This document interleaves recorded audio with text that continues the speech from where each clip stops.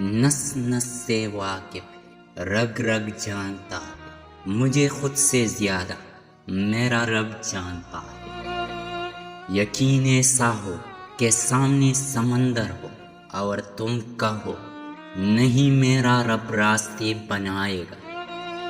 کس کس کو راضی کرو گے؟ ایک رب کو راضی کر لو، سارے مسئلے حل ہو جائے گی۔ دو چیزیں بڑی اہم ہیں، اللہ کا ڈر اور اللہ کا درد۔ جس شخص کو یہ دو نعمتیں نصیب ہو گئی سمجھو وہ کامیاب ہو گیا۔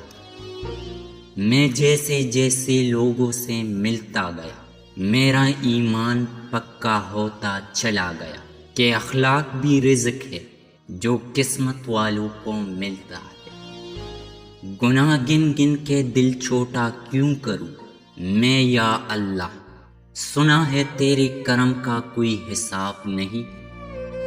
تم قطرہ مانگتے ہو میرا رب دریا عطا فرماتا ہے۔ جب 5 وقت کی نماز بھی رب سے گفتگو کرنے کے لیے کم پڑ جائے تو سمجھ جاؤ کہ آپ کو اللہ سے محبت ہو گئی ہے اور اس نے آپ کو اپنے قریب کر لیا ہے۔ ویران دل کا علاج قرآن پاک ہے، قرآن شفا ہے، قرآن رحمت ہے صرف مومنوں کے لیے۔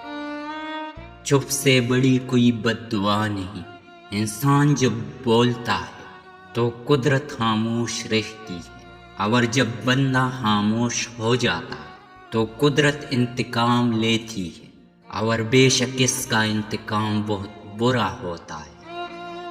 مشکلیں دینے والوں سے بڑا مشکلوں سے نکالنے والا ہے۔ یہ بات سمجھ آ جائے تو مشکل زیادہ مشکل نہیں رہتی۔ زمین کے اوپر عاجزی کے ساتھ رہنا سیکھ لو، زمین کے نیچے سکون سے رہو گے۔ زندگی اس اذان سے شروع ہوتی ہے جس کی نماز نہیں ہوتی اور اس نماز پر ختم ہوتی ہے جس کی اذان نہیں ہوتی۔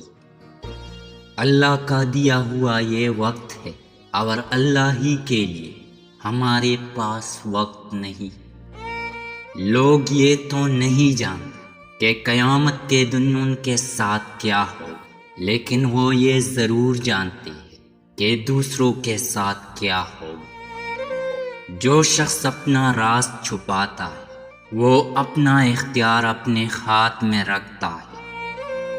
وہ دن جلدی آئے گا جب ہم بھی مکہ میں بیٹھ کر قرآن پاک کی تلاوت کریں گے۔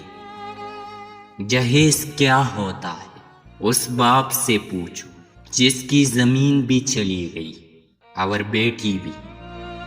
صبر کر اللہ اجر دے گا۔